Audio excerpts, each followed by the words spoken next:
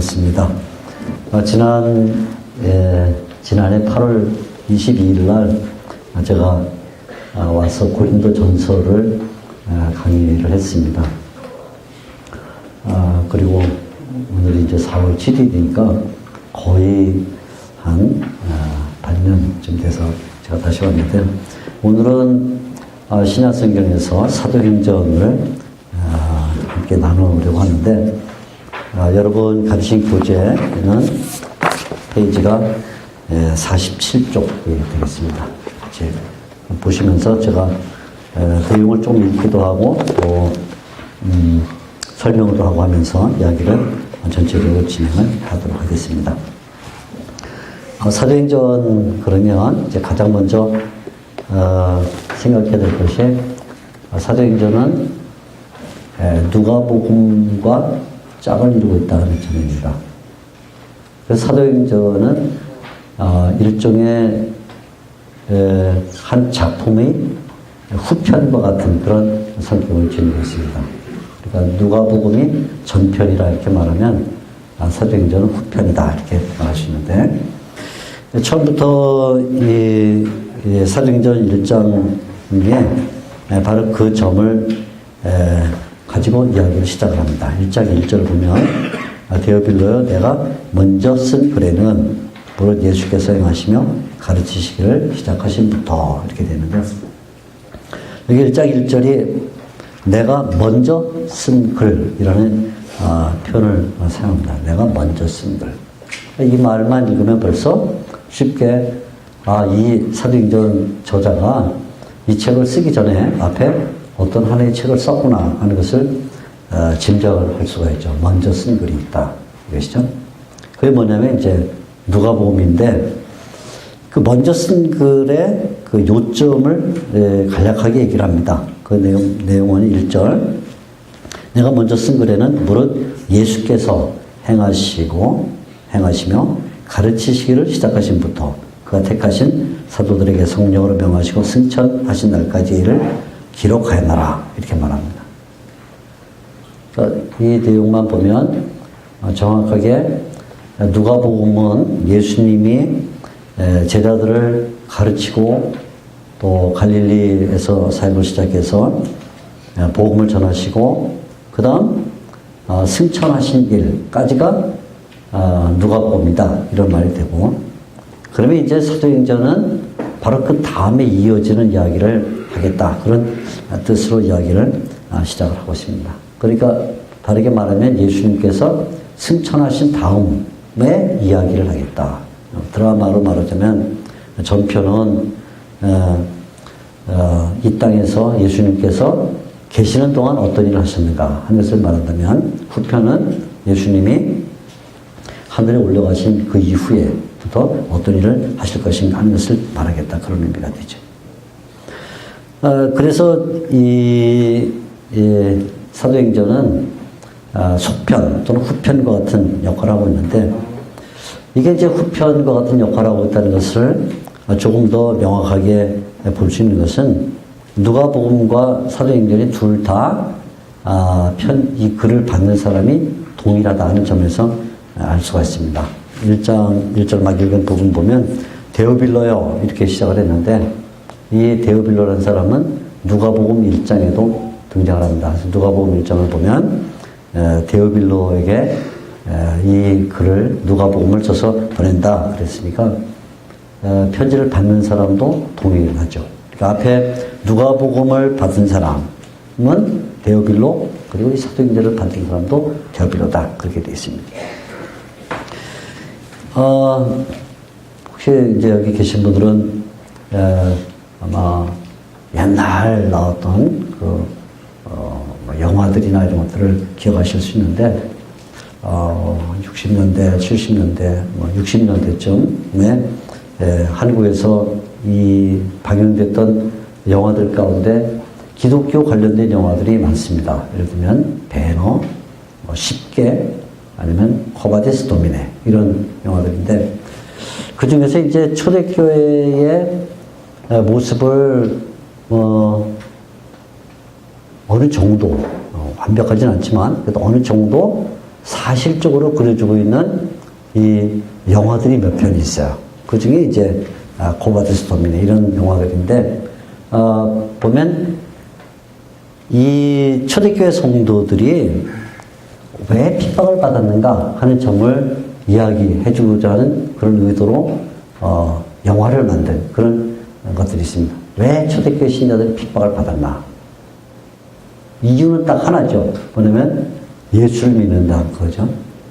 예수를 믿지 않았으면 그 외에 다른 어떤 일을 해도 그렇게 심각한 핍박을 받지 않았을 텐데 예수를 믿는다는 것 때문에 핍박을 받았다. 그래서 그것이 이제 노래의 소재가 되기도 하고 또 드라마의 소재가 되고 영화의 소재가 되는데 바로 여기 이 사도행전은 그런 맥락에서 이해를 해볼 수가 있습니다.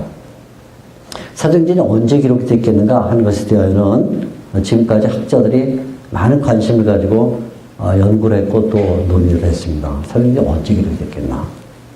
뭐 초대교회에 나온 이 복음서나 또 바울의 서신이나 심지어 요한계시록까지도 다 한마디로 말하면 1세기에 기록이 됐습니다.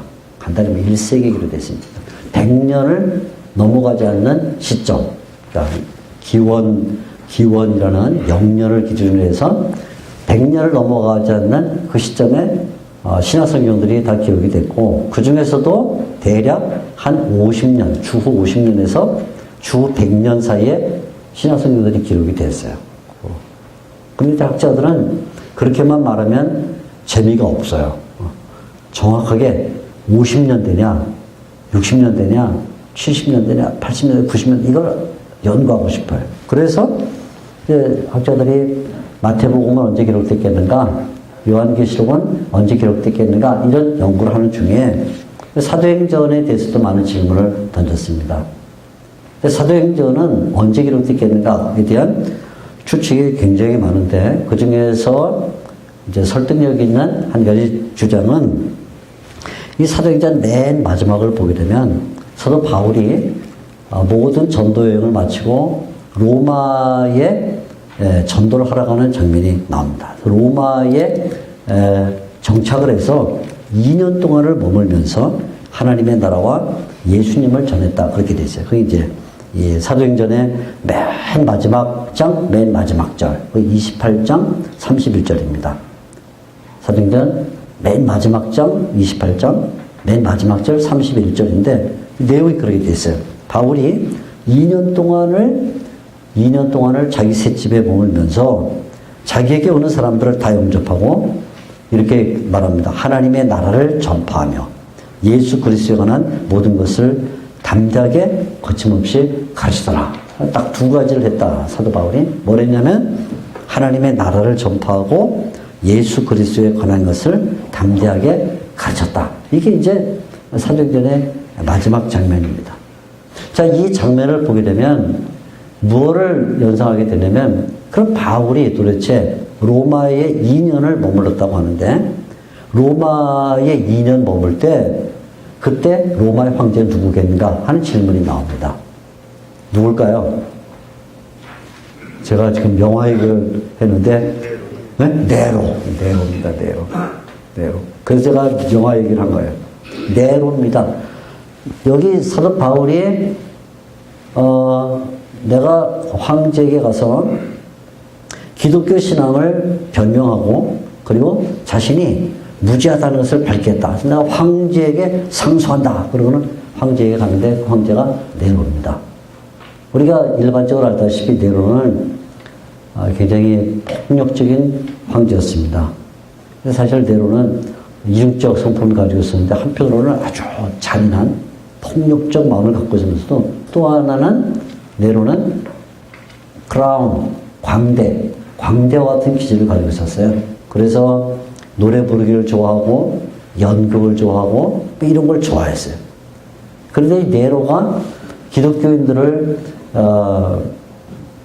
혐오하고 또 기독교들을 말살하는 마지막 그 작품이 로마를 불태우는 것이 되는데 자 이제 이런 질문을 던진 거죠. 자 네로가 64년에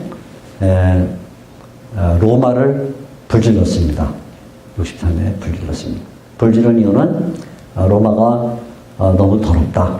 새로운 도시로 가야겠다. 그래서 불을 지릅니다. 그리고 불 지른 그 죄목을 기독교인들에게 뒤집어 써서 로마의 역사가들이 대부분 다 로마 황제에 대한 이야기를 쓰면 네로에 관심이 많아요. 아주 드라마틱한 사람이거든요. 크라운 같은 연극과 함께 폭력적인 이런 인물이기 때문에 네로에 대해서 이야기할 게 많아요. 그리고 그 중에서도 특별히 가장 이야기하고 싶은 내용은 뭐냐면 로마를 불태웠다 하는 것입니다. 사도행전의 28장에 바울은 어디에 있어요? 로마에 있어요. 그럼 이런 질문이죠. 로마가 불탔다면 바울이 여기 있었을까? 못 있죠. 그럼 그 말은 뭐예요? 이 사도행전 28장은 로마가 불타기 전이다. 그죠? 로마가 불타기 전이면 몇 년이야 돼? 최소한 64년을 넘어갈 수가 없다. 그 말이죠. 그래서 우리가 이 사도행전을 읽으면서 이렇게 말하는 거야.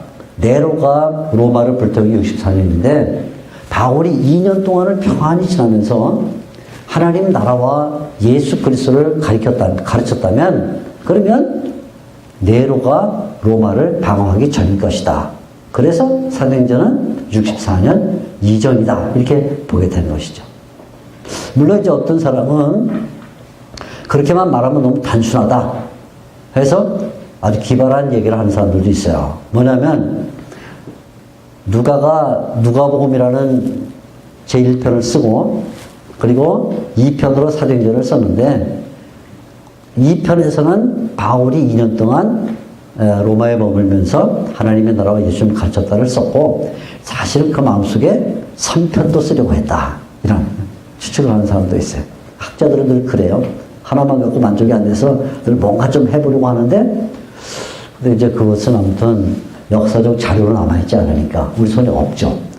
가상적으로 픽션으로 이렇게 생각을 해볼 수 있지만 실제는 문서로 남아있지 않기 때문에 그것은 입증할 수가 없는 것이고 문서로만 남아있는 사도행전까지를 보면 아직 네로가 로마를 방어하기 전이다. 그래서 결국 사도행전은 64년 이전에 기록됐을 것이다. 이렇게 보죠. 그렇게 일찍 기록됐다고 말하는 데는 또 몇 가지 이유가 있는데 또 하나는 뭐냐면 베드로와 바울의 죽음에 대하여 말하지 않는다는 것입니다. 베드로와 바울은 언제 순교를 했냐면 AD 68년에 순교를 했습니다. 여러분이 혹시 로마를 여행을 하시게 되면 로마는 7개 언덕으로 이루어져 있습니다.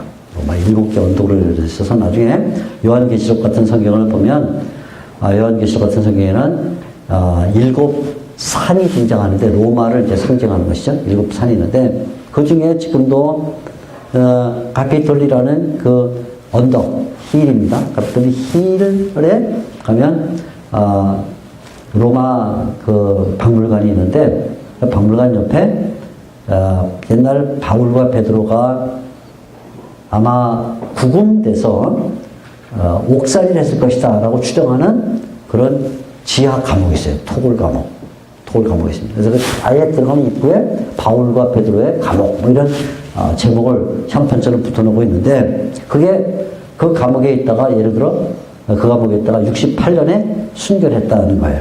그런데 사도행전은 베드로와 바울의 죽음에 대하여 말을 하지 않아요. 그러니까 베드로와 바울의 죽음을 말하지 않는다는 말은 68년 이전이어야 된다는 것을 당연히 증거를 해주는 것이죠. 그래서 우리는 사도행전을 생각할 때 사도행전은 최소한 68년 이전 더 일찍 말하자면 64년 이전에 기록이 됐을 것이다 라는 추정 가운데 사도행전이 초대교회의 복음 전파의 그 로마까지 이야기를 적고 있다 이렇게 이야기를 하게 된 것입니다. 사도행전은 초대교회가 발흥해서 어떻게 소아시아를 전도하고 그리고 마지막에는 로마까지 갔는가 그리고 그 이후에 로마 다음의 행선지가 어디겠냐 하는 것을 내다보게 하는 내용을 가지고 있습니다. 그러니까 복음이 예루살렘에서 시작을 했습니다. 그래서 서쪽으로 갔어요. 어디로? 소아시아는 지금에 말하자면 터키 쪽으로 갔습니다.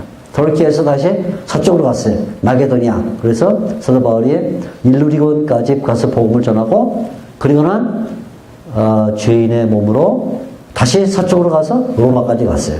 근데 그 당시의 사람들에게는 서쪽의 끝은 어디냐면 스페인이었어요. 스페인. 그러니까 바울도 당연히 예루살렘에서 소아시아 서쪽, 소아시아에서 더 서쪽 마게도니아, 마게도니아에서 더 서쪽 로마, 로마에서 더 서쪽 스페인까지 가려는 마음을 가졌죠. 그것이 이 사도행전에는 나오지 않지만 로마서 15장 13절에 보게 되면 나오는 내용입니다. 스페인으로 가기를 희망한다. 그래서 결국 사도행전은 복음이 어떻게 서쪽으로 가는가 하는 것을 보여주는 그런 내용을 가지고 있습니다. 자, 그래서 이와 같은 이제 그 구도, 전체적인 그 내용을 보면 누가복음과 짝을 이루면서 누가복음이 전편이라면 사도행전은 후편과 같은 성격을 가지고 있다. 시간적으로 보면 네로 당시에 기록이 됐는데 아직 네로가 로마를 방어하기 전이다. 뭐 이런 등등의 얘기를 하면서 이제 사도행전에 대한 일종의 하나의 감각을 얻을 수가 있습니다. 사도행전을 잘 보면 사도행전은 문학적으로 굉장히 짜임새가 있는 성경입니다. 물론 다른 성경도 짜임새 있어요. 마태복음 보면 아주 짜임새가 있고, 또 에베소서 성경도 굉장히 짜임새가 있고, 요한계시록 이런 책도 아주 짜임새가 있어요. 물론 성경 가운데는 짜임새가 없는 성경도 있어요. 그래서 읽으면서 본인이 도대체 이게 어디까지 끝나는 거야? 어디까지가 끝이야? 이런 그 질문을 던져도 해결이 안 돼서 그냥 읽다가 어디서 끝나야 될지 몰라 잠자는 시간을 놓치게 하는 그런 책도 있습니다. 그런데 이 사도행전은 단위가 있어요. 단위. 그래서 그런 점에서 이제 사도행전은 공부하기도 좋고 또 머릿속에 간직하기도 좋아요. 지난 8월달에 제가 고린도 전서를 말씀드리면서도 고린도 전서는 굉장히 짜임새 있는 성경이다라고 얘기를 드렸습니다. 기억이 나셔야 되는데 안 나시면 할 수 없어요. 그래서 딱 이런 정보를 가지고 돼 있다 해서 3가지 정보를 얘기를 했었는데, 이 사도행전도 보면 이 사도행전을 기록한 누가가 굉장히 어떤 그 단어들을 몇 가지를 반복적으로 쓰기를 좋아했어요. 그 가운데 한 3가지 정도가 이제 반복적으로 나오는데, 첫째는 흥왕하다라는 말을 쓰기를 좋아해요. 흥왕하다. 교회가 흥왕하다. 말씀이 흥왕하다. 이런 흥왕하다. 흥왕이란 말은 둘 다 뭐 일어나고 또 막 부흥하고 이런 뜻이잖아요. 흥왕하다. 그러니까 교회가 흥왕하고 하나님의 복음이 흥왕하고 뭐 이런 데. 또 하나는 왕성하다. 이 왕성하다는 말은 조금 더 정확하게 번역하면 성장하다. 그런 말인데, 교회가 성장하고 예수 믿는 사람의 수가 성장하고 그랬다. 그리고 또 하나는 더하다. 그래서 사람의 수가 더하더라. 예수 믿는 사람의 수가 더하더라. 심지어는 뭐 제사장들도 예수에 더하더라 하면서 이렇게 흥왕하다, 왕성하다, 더하다 이런 말이 나오는데, 대략 여러분에게 드린 그 절수를 보면 그냥 다 섞어서 보면 2장에도 나오고, 그죠? 2장, 5장에도 나오고, 6장에도 나오고, 7장에도 나오고, 9장에도 나오고, 11장에도 나오고, 12장에도 나오고, 19장에도 나오고, 이렇게 전반적으로 사도행전이 많이 흩어져서 나온다는 것을 볼 수가 있습니다. 그래서 그만큼 이 누가는 사도행전을 쓰면서 교회가 어떻게 흥왕했나 하는데, 2장에도 흥왕했다, 5장에도 흥왕했다, 6장에도 하면서 점점점 교회가 성장한 모습을 우리에게 기록을 해주고 있습니다. 그러니까 사도행전을 읽게 되면 상당히 힘이 나죠. 왜요? 자꾸 뭐가 자라고 부흥하고 막 성장하고 이렇게 왕성해지는 그런 느낌이니까. 오늘날 한국교회하고 많이 다르죠. 한국교회 어떻게 얻을까요? 감소하다, 줄어들다, 빼다 뭐 이렇게 됐을 텐데, 사도행전은 아주 막 자라는 이런 모습을 가지고 있습니다. 이게 일단 사도행전 읽으면 마음이 아주 막 뜨거워지고, 그리고는 그 다음 장면은 어떻게 될 것인가 궁금하게 만드는 그런 일종의 문학적 장치라 이렇게 볼 수가 있습니다. 근데 이 사도행전을 읽다 보면 한 가지 특이한 그 문학적 그 내용들을 발견하게 되는데, 그건 뭐냐면 사도행전에 설교가 많이 나온다는 것입니다. 설교가 많이 나와요. 사도행전이란 말은 사도행전, 말 그대로 사도들이 다니면서 일을 했던 어떤 이야기들, 뭐 그런 뜻이 사도행전이라는 뜻입니다. 그래서 보통 영어로는 Acts of Apostles 이렇게 말하는 Acts of Apostles, Acts다. 어떤 액션이 있는 그런 내용을 담고 있다. 그런 얘기죠. 그래서 사도행전은 사도들이 도대체 어떤 일을 했냐 하는 것을 보여주는데, 사도행전에 나오는 사도들의 활동은 세 가지 정도로 압축이 됩니다. 주로 봉사, 교회를 섬겼다, 성도들을 섬겼다, 그런 섬김에 대한 이야기. 또 하나는 여러 병자들을 만날 때 주님이 주시는 이적으로 병자들을 치료했다 하는 그런 이야기. 그리고 마지막에 설교했다 하는 설교. 설교를 해요. 계속 설교를 합니다. 그래서 사도행전을 보게 되면 사도들의 설교가 많은 양을 차지하고 있어요. 2장부터 시작해서 지금 말씀드린 사도행전의 마지막 부분이 28장까지 거의 줄기차게 사도들의 설교가 나오는 것을 볼 수가 있습니다. 그래서 이 사도행전은 사도행전이라고 말하면 좀 막연하고 오히려 설교자 행전 이렇게 말하는 것이 더 맞을 수 있어요. 그러니까 Acts of Apostles라는 말보다는 Acts of Preachers라고 말하는 게 어떤 면에서는 사도행전을 설명하는 더 정확한 말일 수 있다. 그런 뜻이죠. 그만큼 설교가 많이 나와요. 누가가 사도행전에서 이와 같이 설교를 많이 기록하는 까닭은 이 설교가 가상적인 것이 아니라 그냥 픽티브, 머릿속에서 나온 그런 공상적 얘기가 아니라 실제로 사도들이 이 초대교회 현장에서 힘을 기울였던, 주력했던 일이 뭐냐면 설교했다 하는 것을 역사적으로 증명하고 싶은 마음이 있었던 것이죠. 사실 이제 사도행전을 떠나서 바울 서신들을 뭐 로마서나 고린도 전서나 후서나 그 외에 다른 서신들을 보면 대적자들이 초대교회에서부터 있었어요. 예수님께서도 거짓 선지자가 오리라, 또 거짓 교사가 오리라 이런 얘기를 벌써 이 땅에 계시는 동안에 많이 말씀했죠. 마태복음 7장 이런 데 보면 양의 가죽을 쓰고 양의 탈을 쓰고는 늑대들을 조심하라 뭐 이런 거짓 선지자가 오리라 이런 얘기를 많이 했는데, 교회는 그 마치 우리 손바닥 같아요. 손바닥 이렇게 해보면, 지금 저는 이제 불이 훨씬 밝으니까 보면 빛을 딱 받는 부분은 밝고 빛을 받는 부분 바로 아래는 어두워요. 이렇게. 그래서 이 본래 빛과 어둠이라는 것은 따로 있는 게 아니고 빛과 어둠이라는 것은 항상 붙어 있어요. 그래서 빛이 있으면 그 반대편은 어둠이 있는 겁니다. 이게 기독교 진리가 있으면 기독교 진리는 반드시 그 이면에 뭐가 뒤따라오냐면 거짓 교리가 뒤따라와요. 왜 그러냐면 빛이 있기 때문에. 아마 여러분 자리는 좀 더 이 빛이 희미하기 때문에 저는 지금 이 라이트를 받으니까 밝아서 더 명확하게 위에는 밝고 아래는 어둡다가 드러나지만, 조금 빛이 희미한 데 가면 뭐 위도 희미하고 아래도 희미하고 그렇죠. 위도 희미하고 아래도 희미해요. 여러분 자리는 아마 그러실 거예요. 근데 조금 더 어두운 데 가면 둘 다 어슴푸레해. 좀 더 아주 어두운 데 가면 둘 다 어두워. 이렇게 되는 거죠. 그러니까 빛이 있으면 반드시 빛이 밝은 만큼 어둠도 진해요. 그게 법칙이에요. 진리가 있으면 비진리가 있어요. 진리가 빛나는 곳에는 비진리도 왕성합니다. 이게. 근데 기독교 교회가 굉장히 힘을 발해서 교회사에서 기독교 교회가 복음을 열심히 전하고 도덕적으로 깨끗하고 하나님의 말씀으로 살고 그러면 마귀나 사탄이나 어둠이나 이런 그늘들이 다 물러가는 게 아니고, 이걸 아셔야 돼요. 물러가는 게 아니에요. 오히려 그 빛 바로 밑에 와 있어요. 이게 손바닥과 똑같아요.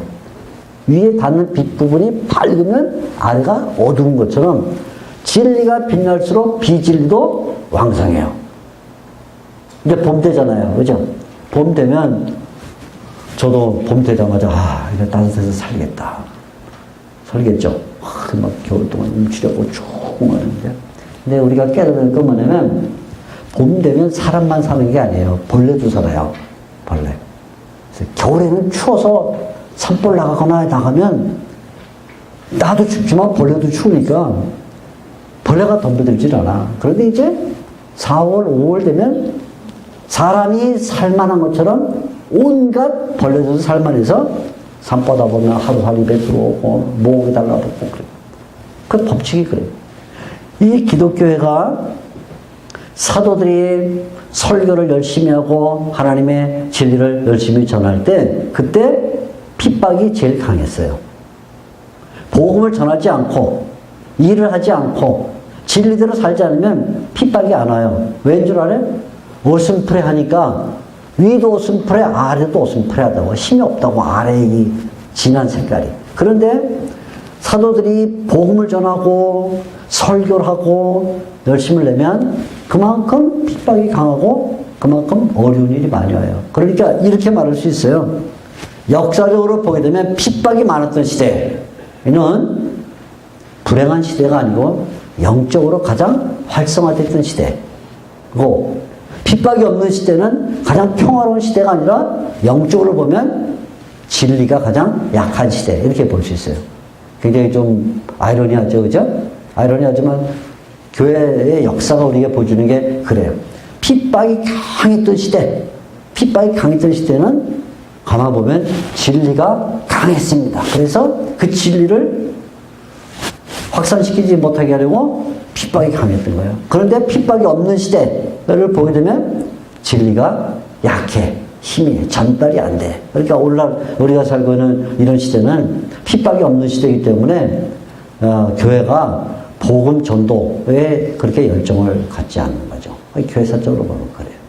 사도행전도 마찬가지. 사도들이 설교를 했다. 이 말은 여기 이제 2장부터 시작해서 1장부터 시작해서 28장까지 줄기차게 설교가 나옵니다. 줄기차게 사도들이 교회에서도 설교하고, 길거리에서도 설교하고, 유대인들의 회당에서도 설교하고, 심지어는 대적자들 앞에서 설교하고, 총독회 앞에 가서 설교하고, 설교를 합니다.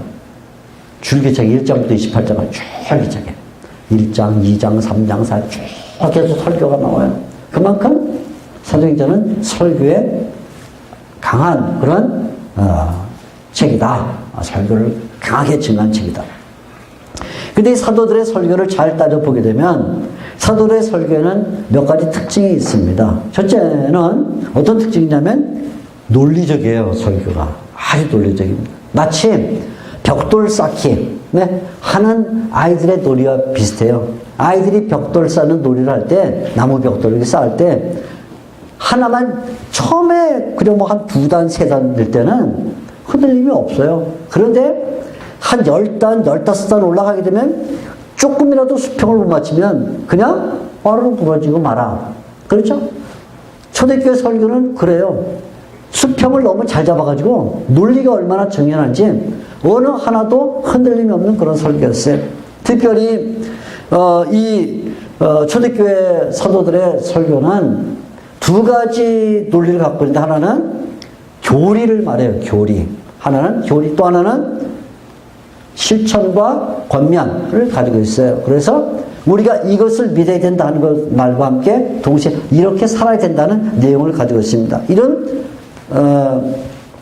분명한 논리를 가지고 진행이 돼요. 그리고는 이 논리가 그러다가 내용을 바꾸려고 할 때쯤에는 어떤 그 장치를 해요. 문학적 장치. 그래서 그 문학적 장치가 뭐냐면 특별히 뭐 형제들아 이렇게 부르는 이런 부름을 통해서 지금까지는 내가 이런 얘기했지만 이제 형제들아 부르는 이 순간부터는 다른 얘기로 들어간다 이렇게 해요. 오늘날은 저도 뭐 가끔 이렇게 설교를 해보면 설교할 때 아주 명확하게 하지 않으면 청중들이 이렇게 집중을 안 해요. 그래서 설교할 때 어떻게 하냐면, 오늘 제가 여러분들에게 설교드려가는 내용은 3가지입니다. 딱 선정포괄하고 3가지입니다. 3가지로 저 양반이 이제 오늘 설교하겠구나. 그럼 첫째로. 그다음에 한 5분쯤 지나서 둘째로. 이제 2번째 들어왔구나. 또 한 5분쯤 들어서 셋째로. 그러면 끝에 이제 설교나 맺는 말씀을 드리겠습니다. 그러면 이 청중이 따라하면서 첫째, 둘째, 셋째, 결론 이렇게 따라오는데 제가 그런 수사적 장치를 하지 않고 첫째, 둘째, 셋째, 결론 이런 말을 하지 않고 그냥 계속 제가 논리 속에서 가면 청중은 3분이면 벌써 딴 데 보고 주보 들치닥거리고 시계 보고 졸고 그래요. 왜냐하면 이게 어디서 맺는 말이 있는 게 단위가 끝나지 않기 때문에. 그런데 사도들은 설교를 할 때 그런 방법을 안 썼다는 거예요. 첫째로, 둘째로, 셋째로 이런 방법을 쓰지 않고 좀 더 고급한 수사적 장치를 썼는데 그게 뭐냐면 형제들아 이렇게 부를 때 한 단위가 바뀌었다 이런 장치죠. 아니면 또 다른 것을 말하자면 게다가 이런 것을 말씀드리는 것은 뭐 이런 어떤 수사적 장치를 가지고 설교를 해나갑니다. 아무튼 그래서 이 사도들의 설교는 논리적인 설교일 뿐만 아니라 문학적 기교를 갖고 있는 그런 설교였어요. 게다가 사도들의 설교를 잘 보면 신학이 있어요. 신학. 그냥 무슨 재밌는 이야기 아니면 사람을 웃기는 이야기 make fun 그냥 뭐 어떤 흥미를 유발하는 그런 이야기 그러지 않았어요. 굉장히 진지하고 그리고 소리를 크게 지르지 않아도 성도들이 따라올 수 있게 하는 그런 신학을 갖고 있어서 하나님이 누군가, 구원이라는 게 도대체 뭔가, 교회는 뭔가, 우리가 장차 어떤 삶을 살아야 할 것이냐 하는 것들을 그냥 소리를 높이지 않아도 조곤조곤 얘기를 해도 들을 수 있도록 그런 신학을 갖고 있었어요. 그에 비해서는 오늘날은 이제 설교라는 것이 너무 이런 오락 프로그램처럼 되는 그런 경향이 있다는 것은 굉장히 아쉽죠. 어떻든 설교가 신학이 들어있는 설교였다. 그리고는 신학만 들어있는 게 아니라 이 설교에는 신앙이 담겨 있었다. 그래서 자신들이 정말 믿는 예수님, 자신들이 정말 믿는 성령님에 대한 그런 설교를 했어요. 그러니까 사도들의 설교를 듣고 있으면 아주 마음이 뜨거워지고 열정적이 되고 그런 것들을 발견하게 되죠. 자, 이렇게 이제 사도행전은 사도행전이지만 조금 더 다른 측면에서 보게 되면 설교자 행전이다. 이렇게 볼 수 있다는 점을 제가 여러분들에게 말씀드렸습니다. 사도행전에는 이제 여러 가지 설교가 나오는데요. 사도들의 설교 외에도 다른 사람의 설교도 많이 나옵니다.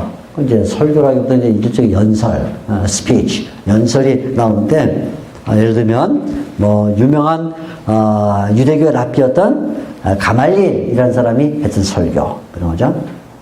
아니면, 에베소에서 사도 바울이, 체포를 당할 쯤 했을 때, 에베소의 서기장, 세크레터리, 칩 세크레터리가 나와서 한 연설, 뭐 이런 것들도 들어있어요. 굉장히. 로마의 총독, 베스도가 한 연설, 뭐 이런 것들도 들어있습니다. 아무튼 이런 그 설교제 내용들이 굉장히 사도들이 많이 들어있는데, 그 중에서 사도들의 설교는 몇 가지로 나눠집니다. 한 4가지 정도로 나눠지는 것을 볼 수 있는데, 첫째는 선교를 위해서 한 설교가 있어요.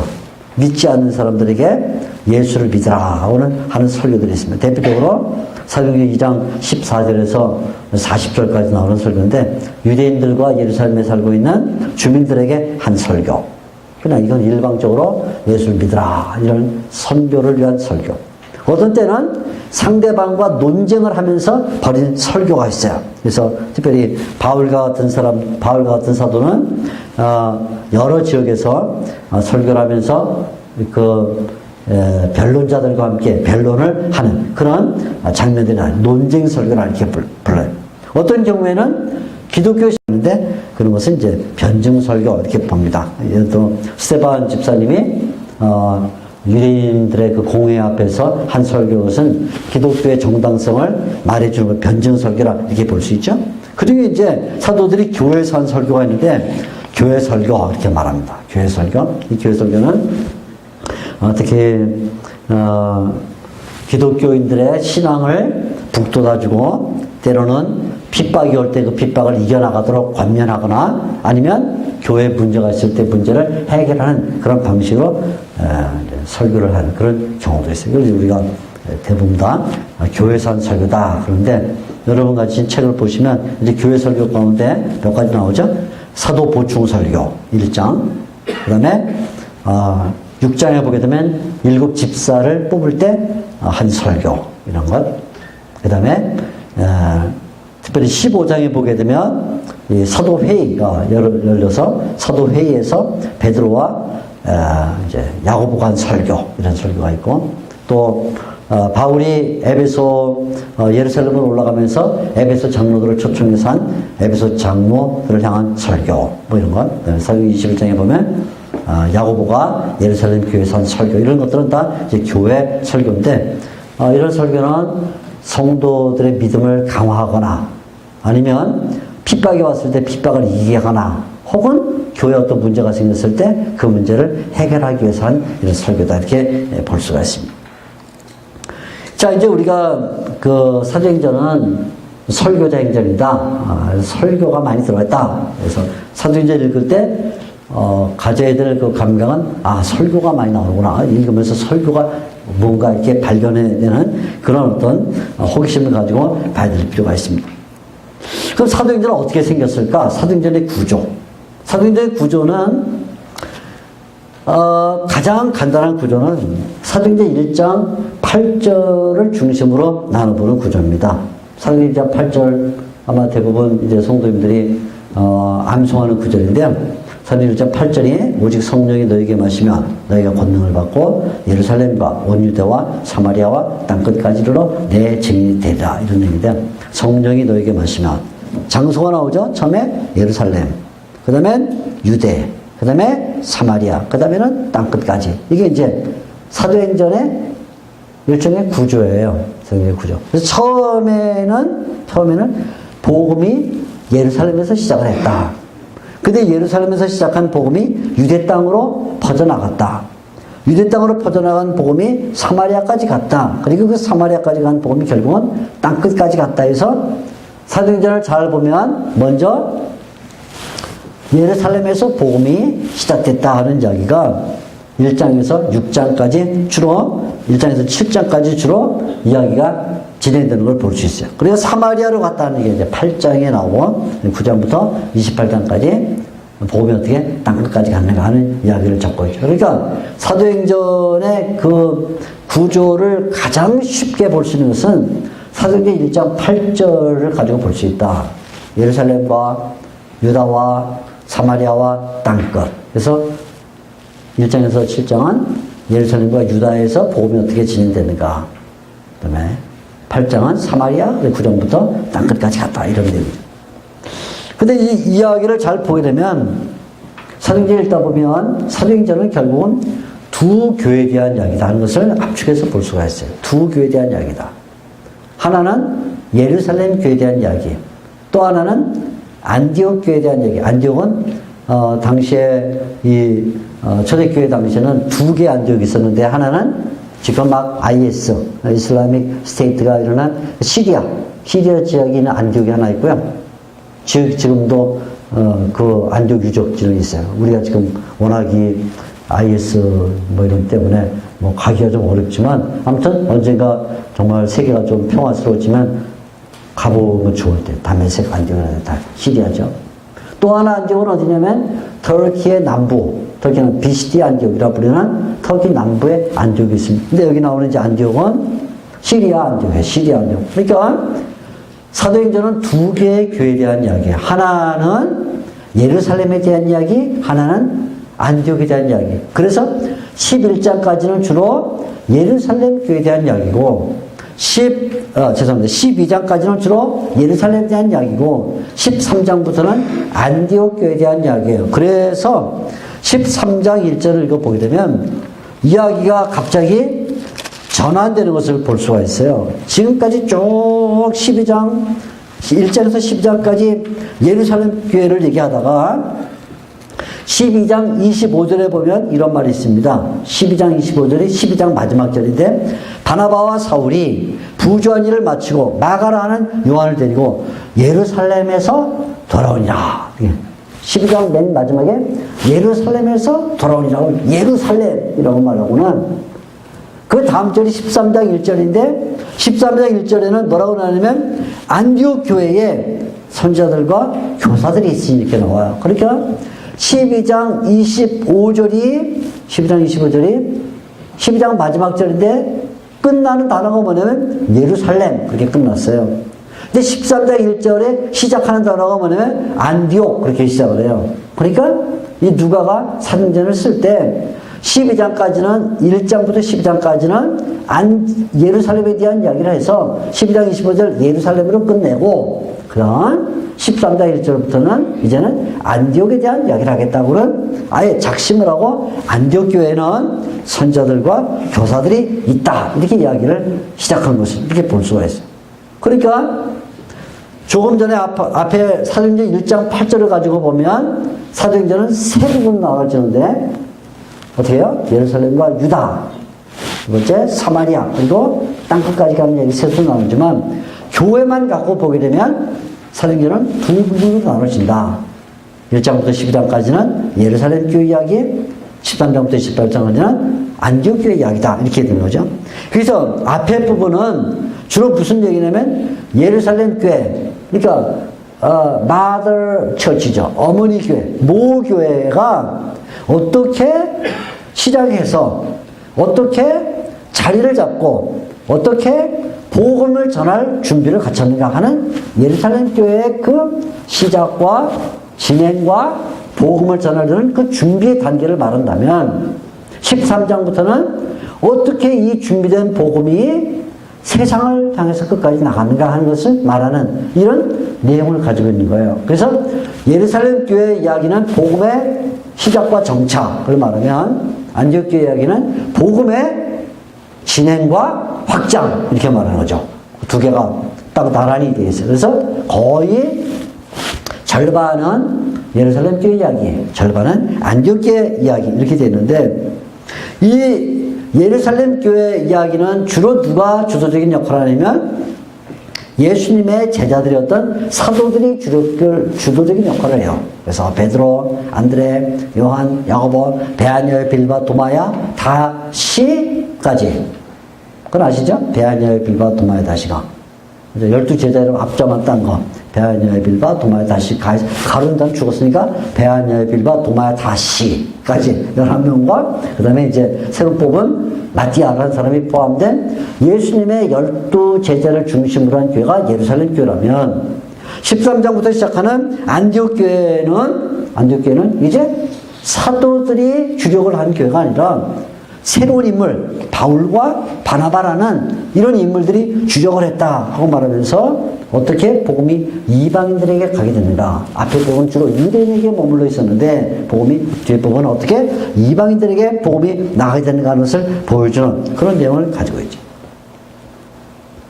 13장부터 28장까지는 그래서 안디옥 교회 중심으로 어떻게 복음이 이방인들에게 갔는가 하는 것을 말해주고 있는데 그 이야기의 주요 인물은 누구냐면 사도 바울이에요. 그래서 사도 바울이 13장부터 28장까지 네 가지 여행을 해요. 네 가지 여행.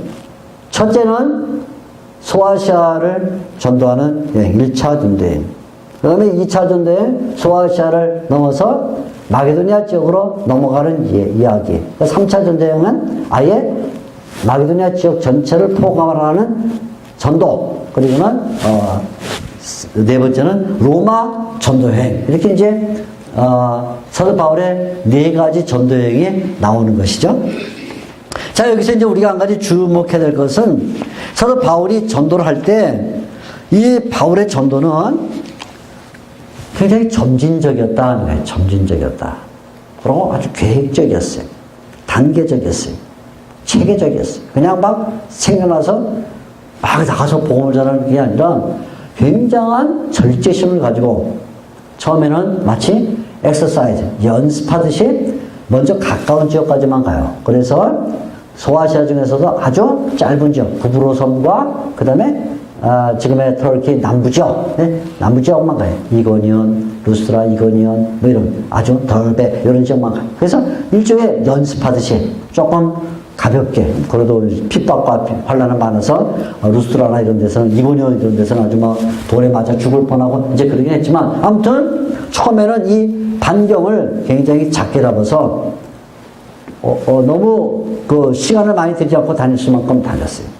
그 다음에는 반경을 넓혀요. 그래서 이번에는 같은 지역을 다시 돌아가면서 그들을 신방하는 그런 역할과 함께 지역을 좀 더 나가요. 좀 더 나갑니다. 그래서 이제는 소아시아의 그 터키 지역을 거의 다 도는 그런 일을 해요.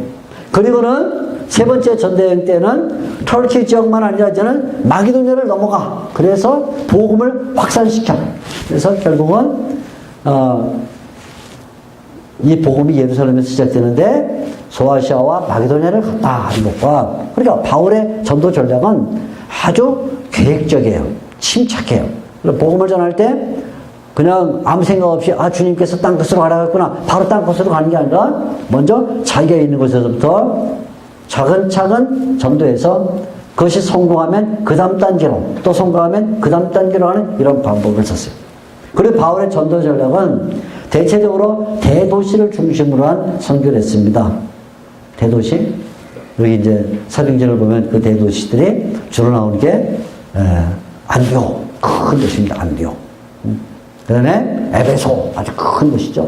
빌립보, 그 다음에 고린도, 나중에는 로마, 이렇게 하지만 아무튼 큰 도시를 중심으로 했어요. 왜 큰 도시를 중심으로 했는가? 바울이 너무 대도시 중심적 인물이었나? 이렇게 생각할 수 있는데, 그렇지 않고, 그 당시는 기독교의 인구가 1세기 당시 기독교 인구가 한 사도 바울 때 1000명도 안 되는 이 정도의 아주 아주 작은 수이기 때문에 그 작은 수를 가지고 시골 꼭 가서 갈 수가 없는 거죠. 가구 10호가 살고 있는 10호 정도의 가구. 이래갖고는 그 인력이 감당이 안 되니까 처음에는 대도시 중에서 빨리 많은 수를 복음 전하려는 의지를 가졌기 때문에 사도 바울이 대도시를 공략을 했다 하는 것이고요. 둘째는 주로 유대인들이 살고 있는 시나고그를 중심으로 복음을 전했어요. 이방인에게 가지만 먼저 유대인들에게 복음을 전해서 그것을 거점으로 삼았어요. 왜냐하면 바울 자신도 유대인이기 때문에 일단 유대인들을 만나면 복음 전대 그 접촉점이 좋아요. 그래서 접촉점을 찾을 수 있는 사람들을 만나서 복음을 전했어요. 그 다음에 그들을 거점으로 하면 그 지역에서 이방인들을 복음 전도하는 그런 방식을 썼어요. 그리고 또 하나는 어디를 가든지 간에 바울은 동행자가 있어요. 동행자. 혼자 가질 않아요. 그 동행자가 있다는 말은 무슨 강도를 만나기도 하고 위험이 오기도 하고 맹수가 있기도 해서 또 동행자가 필요했지만 동행자를 데리고 다님으로써 후계자를 만들어냈어요. 항상 바울의 머릿속에는 내가 혼자 열심히 복음 전하고 끝! 그 다음에 하나님께서 은혜로 또 다른 사람 어디 세우겠지. 그러지 않고 하나님의 전능하심을 믿음에도 불구하고 아예 처음부터 동행자를 데리고 다니면서 연습을 시키는 거죠. 그래서 바울의 서신이나 이 사도행전을 보면 바울 편 늘 사람이 있어요. 디모데, 디도, 누가, 나중에 물론 세상을 사랑해서 도망가 버리긴 맞지만 데마, 이런 가이오, 네? 많은 사람. 그래서 자동적으로 바울이 전도하는 것을 보면서 그 제자들이 그 다음 단계에 석세스로, 이 후계자로 등장할 수 있도록 그렇게 해줬어요. 그러니까 바울의 이 전도 전략이라는 것은, 자, 제가 몇 가지 들었어요. 첫째는 이게 단계적이었다. 그냥 막 주님의 그 열정을 가지고 땅끝까지 가라. 그냥 예루살렘에서 바로 땅끝으로 가는 그렇게 안 했다. 아주 천천히 했다. 천천히. 둘째는 대도시 중심. 그래서 어획망을 크게 빨리 잡을 수 있는 그런 대도시 중심으로 했다. 세 번째는 접촉점을 마련하기 위해서 유대인들의 회당을 먼저 찾아갔다. 그죠? 그 다음에는 반드시 제자들을, 조력자를 대동해서 자동적으로 이 복음 전도 훈련을 하게 했다. 이게 뭐냐면 바울의 전도여행의 특징입니다. 그러니까 오늘날 우리가 복음을 전도한다고 할 때도 이런 바울의 전도 전략을 잘 따라야 될 필요가 있죠. 그런데 바울은 마지막에 그 마음속에 로마로 가려는 생각을 가졌어요. 로마. 왜 로마로 갈까요? 왜 바울이 로마로 가려고 했을까요? 왜냐하면 모든 길은 로마로 통하기 때문에 간단합니다. 로마에는 황제가 있으니까 모든 문물과 정치와 모든 물질과 보화와 다 로마에 모여 있으니까 로마에 가서 복음의 판을 터뜨리고 싶었던 거예요. 그래서 아예 그냥 이 대도시 중에 대도시인 로마에서 한번 복음을 전했다 생각을 했는데, 바울이 로마에 가려고 했을 때쯤에는 바울 자신이 몇 가지 딜레마에 빠졌습니다. 첫째 딜레마가 뭐냐면 살해의 위협을 당했어요. 유대인들 가운데 바울을 처치하려는 사람들이 40여 명 정도가 아예 바울을 죽일 때까지는 밥을 안 먹겠다 하고 단식을 선언하고는 40명 정도의 자객이 바울을 죽이려고 호시탐탐 노리고 있었어요. 그러니까 길가에 마음대로 나갈 수가 없는 문제가 하나 생겼어요. 둘째는 바울에게 돈이 없었어요. 로마까지 갈 수 있는 돈이 없어. 지금도 로마에 가려면 비행기 타고 뭐 복잡하게 가야 되지만 그 당시는 정말 어려운 거예요. 로마까지 가려면 많은 경비가 들어야 되는데 뭐 여비, 그다음에 숙박비, 음식을 먹어야 되고 뭐 다 들어야 돼. 그걸 감당할 만한 능력이 바울에게는 없어요. 게다가 또 하나 뭐냐면 바울이 이제는 나이가 많았어요. 모든 전도여행을 총 결산해야 될 때쯤에 바울이 나이가 많으니까 젊었을 때 1차 전도여행 할 때처럼 그냥 맨 땅에서 잠자고 아무거나 막 먹고 그럴 수 있는 나이는 아니에요. 그러니까 딜레마가 온 거죠. 첫째, 뭐예요? 자기를 죽이려는 사람들이 득실득실하다. 길가에 나갈 수가 없다. 둘째, 돈이 없다. 돈이 있어야 뭐 여행을 하는 건데. 셋째, 자기 몸에 나이가 들어서 건강과 체력이 따라주지 않는 이런 문제가 생겼어요. 그리고 바울이 그러면 이때쯤에 이제 복음 전도를 포기할 것인가? 그러면 아니죠. 바울이 기가 막힌 생각을 하나 했어요. 자격이 덤벼들지도 못하고, 둘째, 돈이 들지 않고, 네? 셋째, 체력이 고갈되지 않은 방법으로 갈 수 있는 길. 뭘까요? 죄인으로 가는 거야, 죄인으로 가는 거야, 죄인으로 가면 호송부대가 따라와. 그죠? 자격이 덤벼들 수가 없죠? 죄인으로 가니까 여행비를 낼 필요가 없죠? 그죠? 죄인으로 가니까 다 배 태워주고 말 태워주니까 뭐예요? 체력에 고갈될 필요가 없어요. 그래서 바울이 로마로 가는 가장 좋은 방책을 뭘 택했냐면 좀 불명예스럽지만 죄인으로 가는 길을 택했어요. 죄인. 그래서 로마 황제에게 상소하더라 해서 할 수 없이 바울을 죄인으로 로마로 보내댔어요. 그러니까 여행비도 안 들죠. 자격도 덤벼줄 수 없죠. 또 잘 먹여주고 잘 튀어주고 하니까 체력도 고갈되지 않고 해서 복음을 전하가지고. 그러니까 바울은 그렇게 생각한 거예요. 내가 조금 불명예를 당하면 복음을 전하는 일은 훨씬 안전하다. 오늘 우리 현대 성도들이 좀 배울 필요가 있는 것이죠. 우리는 너무 불명예를 안 당하려고 하니까 복음을 전할 수 있는 길에 도리어 막히는 그런 현상이 있다는 어떤 그 역발상을 우리가 바울에서 굉장히 어드벤처 타입의 그런 아마 바울이 오늘날 벤처를 들어가면 상당히 성공했을 그런 인물입니다. 자, 이 마지막으로 하나만 더 말씀드리면요. 그리고 이제 잠깐 쉬겠습니다. 이 사도행전을 잘 보면 사도행전에는 세 그룹의 명단이 나옵니다. 세 그룹의 명단. 아주 재미있는 현상인데요. 세 그룹의 명단. 첫째는 1장에 보면 조금 전에 말씀드린 대로 예루살렘을 중심으로 하는 11명의 사도들의 명단이 나와요. 11명의 사도들의 명단. 1장 13절. 두 번째는 6장에 가게 되면 예루살렘에 체류하지만 헬라파 유대인들로 이루어진 7명의 교회 대표자들의 이름이 나와요. 사도는 아닌데 대표자예요. 6장 5절. 세 번째 명단은 지금 막 읽었던 13장 1절에 안디옥, 이방 도시인 안디옥의 선지자와 교사 5명의 명단이 나옵니다. 이 네임 리스트. 이 네임 리스트가 사도행전은 굉장히 중요한 역할을 해요. 처음에 1장에는 예루살렘의 11명의 사도. 6장에는 예루살렘에 있지만 헬라파 유대인들인 7명의 대표자. 그리고 13장 1절에는 이방 도시인 안디옥 교회에 5명의 교사와 선자들이 있었다. 이렇게 나왔습니다. 그러니까 숫자가 11명에서 7명에서 5명으로 이렇게 줄어드는 방식을 쓰고 있는데 이 내용을 잘 보게 되면 각각 11명에서 2명으로 7명에서 2명으로 그리고 5명에서 2명으로 이야기가 좁혀드는 그런 방식을 쓰고 있어요. 그래서 11명의 사도들 가운데 두 사람만 스포트라이트를 받아요. 두 사람 누구냐면 베드로와 요한. 그죠? 그래서 여러분 잘 아는 대로 사도행전 3장쯤 보게 되면 베드로와 요한이 성전 윗문 앞에 있는 안진뱅이를 일으켰다. 뭐 이런. 그죠? 그리고 나중에 8장에 보게 되면, 사마리아 사람들이 복음을 받았다고 할 때 예루살렘 교회가 베드로와 요한을 보내서 과연 정말인가 보게 했다 해서 베드로와 요한 이렇게 이야기가 11명 중에 나머지는 안 나와요. 나머지는 안드레, 바돌로메, 빌립 어디는지 안 나와요. 그리고는 베드로와 요한 얘기만 나와요. 그런데 7명의 집사님들 가운데서도 두 사람 이야기를 줄어듭니다. 누구냐면 스데반과 빌립. 스데반과 빌립으로 줄어들어요. 나머지 사람들은 어디서 뭘 했는지 설명이 되지를 않아요.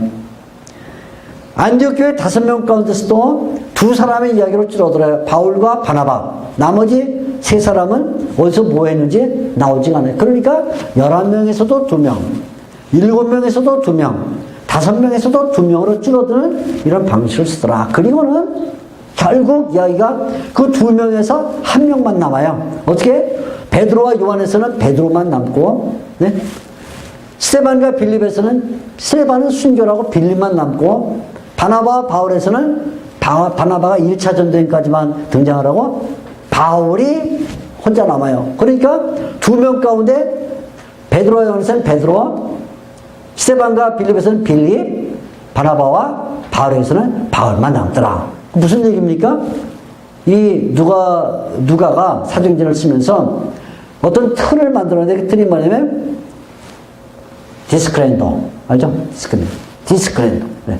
깔때기를 만들었어요. 깔때기. 그래서 우리가 이야기를 시작할 때는 상당히 많은 사람 11명, 7명, 5명이 등장하게 하지만 이야기를 쫙 줄어들어서 2명으로 마지막에는 한 사람 이야기를 딱 이렇게 끝나는 이 방식, 포커싱 방식을 쓰세요. 우리식으로 깔때기 방식을 써서 우리의 눈이 자꾸 이렇게 모아지게 만들어요.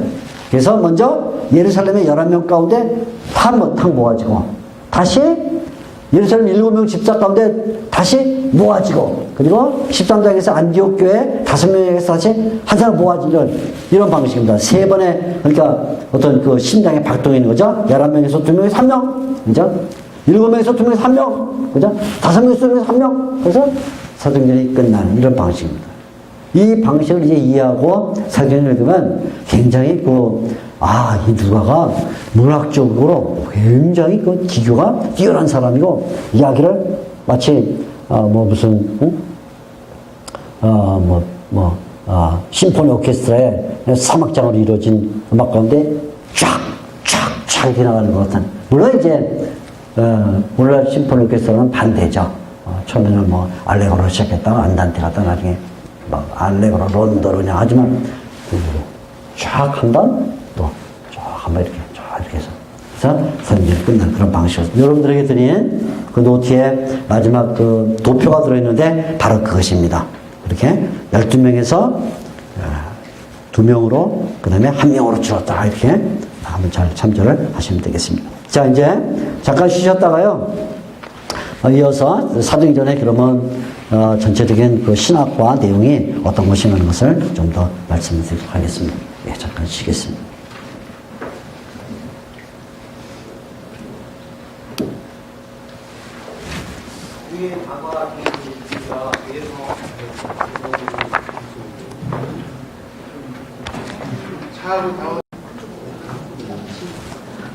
네. 사도행전 내용 일단 간단히 보시면서 그 다음 사도행전의 상황과 또 신학 등등을 보도록 그렇게 하겠습니다. 지금 말씀드린 것처럼 사도행전은 크게 두 부분으로 나누면 예루살렘 교회 이야기와 안디옥 교회 이야기 이렇게 둘로 나눠집니다. 첫 대다가 이제 예루살렘 교회 이야기인데 주로 그 내용은 사도들이 어떻게 활동했는가, 그래서 교회를 정착시키고 또 그 교회가 부흥한 그 길이 뭔가 하는 것을 주로 얘기해요. 물론 이제 그 이야기 가운데는 함께 핍박과 환란, 고난의 길이 병행됐다는 것을 얘기를 해주고 있습니다. 그러나 어떻든 초대교회는 예수님께서 승천하신 이후에 그런 다양한 핍박에도 불구하고 계속 성장해 가고 또 숫자적으로 늘을 뿐만 아니라 조직도 하고 조직화죠. 그래서 사도들이 있고 그 다음에 또 교회 일꾼들 7명을 세우고 이런 일을 하고 더 나아가서 사마리아 지역까지 어떻게 하나님의 복음이 전파됐는가 하는 것을 얘기를 합니다. 자, 이제 사도행전을 읽다 보면 포인트는, 그러니까 그 중점은 점점 뒤로 이제 가요. 그래서 안디옥 교회 이야기가 예루살렘 교회 이야기보다는 훨씬 깁니다. 13장에서 28장까지니까 우리가 수평 저울을 놓는다 그러면, 후반부 이야기가 좀 더 무겁게 이렇게 처지는 이런 그 시소의 균형을 우리가 볼 수 있게 되는데, 그러나 이 이방인 전도에 가기까지, 그러니까 예루살렘 교회가 어떻게 초석을 놓고 이방인 전도에 길을 열어는가 할 때까지 몇 가지 이제 재미있는 그 현상이 나타나는데, 잠깐 칠판을 좀 쓰도록 하겠습니다. 전체적으로 이제 예루살렘 교회가 뭘 지향하고 있냐면 이방인 선교를 지향하고 있어요. 이방인 선교를 지향한다는 말은 예수님께서 마태복음 28장에서 모든 족속을 제자로 삼아 아버지 아들과 성령의 이름으로 세례를 주라 이렇게 말해서 모든 족속, 모든 이방인을 제자로 삼아라. 이게 이제 초대교회의 일종의 Great Commission, 대사명이기 때문에 어떻게 하든지 이방인에게 복음을 전달하고 하는데, 이방인 전달하기 쉬운 일은 아니에요. 이게 그냥 뭐 이방인 붙잡고 예수 믿으세요? 복 받습니다. 이게 되는 일이 아니잖아요. 그래서 교회 자체가, 예루살렘 교회가 이방인 선교를 하기 위해서 일종의 연습이 필요했어요. 연습이라고 표현하면 좀 미안한 말이긴 한데 사실 연습이 아니었기 때문에, 그러나 그냥 쉽게 이해하자면 연습이 필요했어요. 마치 어린 아이들이 태권도에 입문을 해서 흰띠에서부터 점점 해서 어느 시점에 단을 따는 그런 심사에 나가게 됐다 할 때 연습을 하는 것처럼, 사실 연습은 아니죠. 뭐 대련도 하고 뭐 할 때. 그러나 그 단을 따기 위한 연습이다 이렇게 보는 것처럼 이방인 선교 자체가 매우 어려운 것이기 때문에 예루살렘 교회는 막바로 이방인 선교로 갈 수가 없었어요. 그래서 연습이 필요했는데, 그 연습이 뭐냐면 처음에는 예루살렘에 있는 유대인들을 전도를 해요. 유대인 전도. 전도를 배워요. 유대인들에게 전도를 해보니까 받더라, 안 받더라, 핍박이 오더라, 고난이 오더라, 어떤 사람은 잘 받다, 어떤 뭐, 이 연습을 해요. 처음에 예루살렘에 유대인들을 전도합니다. 그러다가 좀 지나가게 되면 예루살렘 유대인이 아니라 이방인인데 예루살렘을 찾아온 사람에게 전도를 해요. 이방인인데, 분명히 이방인입니다. 이방인인데 예루살렘을 찾아온 사람, 예루살렘 방문자를 전도를 합니다. 이게 누구냐면 바로 사도행전 8장에 나오는 이디오피아 내시에 대한 얘기야. 이디오피아 사람. 이디오피아 사람은 분명히 이방인이에요. 근데 이 사람이 예루살렘에 경배하러 와요. 경배하러 왔다가 빌립을 만나서 복음을 받게 돼요. 그러니까 처음에는 예루살렘에 살고 있는 유대인들을 전도하다가 이번에는 예루살렘에 오긴 했지만 유대인이 아닌 이방인에게 복음을 전했다. 연습이 조금 더 짙어진 거죠. 그 다음에 세 번째 연습은 뭐냐면 이제는 예루살렘 밖에 살고 있는 이방인에게 복음을 전하라. 그게 누구냐면 예루살렘 밖 이방인 사마리아 전도입니다. 사마리아 전도. 바로 빌립 집사가 사도행전 8장에서 전도했던 사마리아 전도예요. 사마리아는 예루살렘에서 지척간에 있는 이방인인데 이방인이자 또 유대인의 피를 조금 섞고 있는 이런 혼혈적인 이방인이에요. 그래서 연습이 조금 더 깊어졌어요. 예루살렘 방 사마리아 사람들에게 복음을 전했다. 이번에는 예루살렘 밖인데 아예 유대 땅에 거주하고 있는 이방인. 네? 예루살렘 밖인데 유대 땅에 거주하는 유대 땅 거주자 이방인에게 복음을 전해야. 거주자 이방인. 이게 누구냐면 그 유명한 고넬료예요. 고넬료는 로마의 백부장입니다. 로마 사람입니다. 이방인입니다. 그런데 이 사람은 어디 살고 있냐면 요빠라는 곳에 살고 있어요. 그래서 이 유대 땅에 살고 있는데 이방인이 복음을 전해요. 그러니까 연습이 좀 더 깊어지게 된 것이죠. 이렇게. 그래서 예루살렘 교회가 이방인 선교에 가기까지 조금씩 연습을 해. 유대인들에게 전도해보고 예루살렘을 찾아온 이방인에게 전도해보고 예루살렘에서 바로 떨어지는 사마리아에 전도해보고 그 다음에는 예루살렘 밖이지만 유대 땅에 살고 있는 아예 로마 사람 이방인에게 전도를 해보고 해서 이 연습을 통해서 아 이제 우리가 이방인 전도를 할 수가 있겠구나 하는 것을 보여주는 게 사도행전 1장에서 12장까지 얘기해요. 그 다음에 비로소 이방인 선교를 위해서 안디옥 교회가 등장을 하는 것이죠. 안디옥 교회. 그러니까 우리가 사도행전을 읽게 되면 사도행전을 읽으면서 지금 이 누가가 초대교회 역사를 기록하는 중에 어떤 방식으로 기록하고 있냐면 이방인 전도라는 대사명 Great Commission 예수님의 이방인에게 전도하라는 Great Commission 대사명을 이루기 위해서 교회가 아무 생각 없이 그냥 그래 대사명이다 예수님 대사명이니까 가자 가갖고 그냥 지상으로 맞고 선교도 못하고 돌아온 그게 아니고 처음에 얘기했죠. 바울도 13장에 들어가면 여기도 연습이 있죠. 1차 전도, 2차 전도 여기도 1차 전도, 2차 전도, 3차 전도, 그 마지막에 로마 여행까지 단계적이고 대도시 중심적이고 그죠? 그리고 접촉점을 갖고 회당에서 전도하고 더 나가서 제자들을 대하는 굉장히 계획적인 전도를 하는 것처럼 예루살렘 교회도 이방인 선교를 위해서 상당히 이런 단계적인 그런 과정을 겪었다. 그러니까 누가 우리의 초대교회를 보여줄 때 초대교회 그럼 그냥 막 성령에 불타가지고 에라 모르겠다 아무렇게나 하자 이게 아니었다는 거야. 응?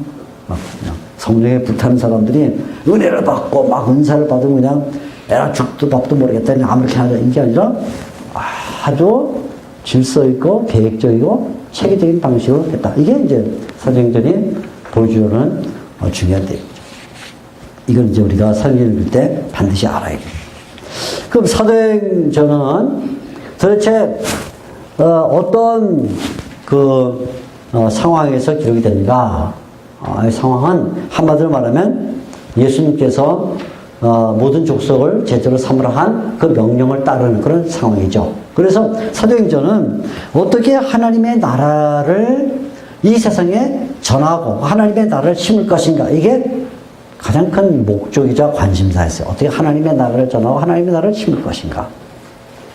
사도행전을 보게 되면 예수님께서 승천하시기 전에 40일 동안 제자들과 함께 있었다 그래요. 바로 지난 주일이 이제 부활 주일이었는데 부활 주일 후에 40일 동안 주님이 제자들과 함께 있어요. 그리고는 40일 지나서 열흘 동안 제자들이 홀로 있다가 드디어 오순절 때 성령이 오시게 됐는데 사도행전 2장 얘기죠. 아무튼 예수님이 40일 동안 부활하신 후에 제자들과 함께 있으면서 한 일이 뭐냐? 사도행전 1장 3절이 이렇게 말합니다. 하나님의 나라를 가르쳤다. 예수님이. 부활하신 예수님이 40일 동안 뭘 했냐? 제자들에게 하나님의 나라를 가르쳤다. 1장 3절. 그래서 제자들이 교회 역사를 통해서 예루살렘 교회든 안디옥 교회든 뭘 했냐면 하나님의 나라를 가르치는 일을 했다. 그래서 그 결론이 뭐냐면 28장 31절 아까 말한 사도행전 맨 끝장 맨 마지막 절에 바울이 하나님의 나라를 가르쳤다 그거예요. 그러니까 보세요. 자, 사도행전 1장 3절 예수님께서 하나님의 나라를 가르쳤다 이렇게 말했는데 맨 마지막 장 28장 31절인데 28장 39절 바울이 뭐였냐면 하나님의 나라를 가르쳤다. 그래서 결국 사도행전은 1장부터 마지막 장까지 다 뭘 얘기하고 있냐면 하나님 나라를 가르치는 것. 이게 목적이었다는 거예요. 하나님 나라. 1장 3절에서 하나님의 나라, 28장 31절에서 하나님의 나라. 그래서 하나님의 나라를 가르치는 게 목적이었다. 그런데 이 하나님의 나라를 가르치는데 하나님의 나라를 가르치는 일은 사람의 능력을 가지고는 안 된다. 사람이 아무리 머리가 좋고 입심이 좋고 사람과 친화력있다고 해서 하나님의 나라를 전하는 건 아니다. 하나님의 나라를 전하려면 반드시 어떤 조건이 필요한데 어떤 조건이 필요하면 성령께서 오셔야 된다. 성령께서 그죠? 성령께서 오셔야 된다. 성령이 임하셔야 하나님의 나라를 전할 수가 있다. 사도행 1장 8절 오직 성령이 너에게 임하시면 너희가 내 증인이 되리라. 이렇게 말하는데 예루살렘, 온 유다, 사마리아 땅까지로 내 증인이 되리는데 성령께서 오셔야 된다는 거예요. 그러다 보니까 결국 사도행전은 하나님의 나라를 주제로 삼고 있으면서 하나님의 나라를 가르치게 하는 원동력은 누구냐면 성령님이시다. 그래서 사도행전은 처음부터 끝까지 성령님이 사도들을 이끌어가고 있다. 성령님이 교회를 이끌어가고 있다. 이야기를 계속하는 거죠. 어디를 봐든지 사도행전은 성령에 대한 이야기가 나오는 이유가 뭐냐면 이게 하나님의 나라를 가르치는 것이 사람이 맨정신으로 할 수 있는 게 아니다. 응? 하나님의 나라를 가르치는 것이 사람이 지성적이 되면 하는 게 아니다. 하나님 나라 가르치는 것이 사람이 말을 잘하면 하는 게 아니다. 그것은 성령이 사람을 사로잡아야 하는 것이다. 이거죠. 성령이 사람을 사로잡아야 된다. 성령이 사로잡지 않으면 그냥 재미삼아 해볼 수 있는 일이 아니라는 거예요. 그래서 사도행전은 성령 행정이다. 이렇게 말했어요. 성령 행정이다. 어떻게? 이방인 선교를 위해서 성령께서 역사하시는 것을 보여주는 책이다. 자, 그러다 보니까 사도행전은 전반적으로 성령을 강조하는 책이 됐어요. 물론 예수님도 강조하고 성부 하나님도 강조하고 다 강조하지만 그 중에서도 특별히 지금 말한 것처럼 하나님의 나라를 전파하는 만든 그 원동력이 성령이시기 때문에 성령을 아주 강조하는 그런 일을 하게 됐습니다. 자, 성령을 왜 강조하게 됐을까? 성령을 강조하는 데는 지금 말씀드린 것처럼 복음 전도의 원동력이 오직 성령이기 때문에 그렇다. 이거 아주 상식적인 그런 얘기죠. 그런데 이제 학자들이 그 사도행전을 읽으면서 왜 사도행전에서 누가가 성령을 강조하고 있을까 하면서 이렇게 연구를 하다가 하나 발견을 했어요. 그럼 뭘 발견했냐면 만일에 예수님께서 그냥 바로 세상에 재림을 하시면 다시 오시면 그냥 만사 오케이 그냥 모든 것이 다 끝나고 말 텐데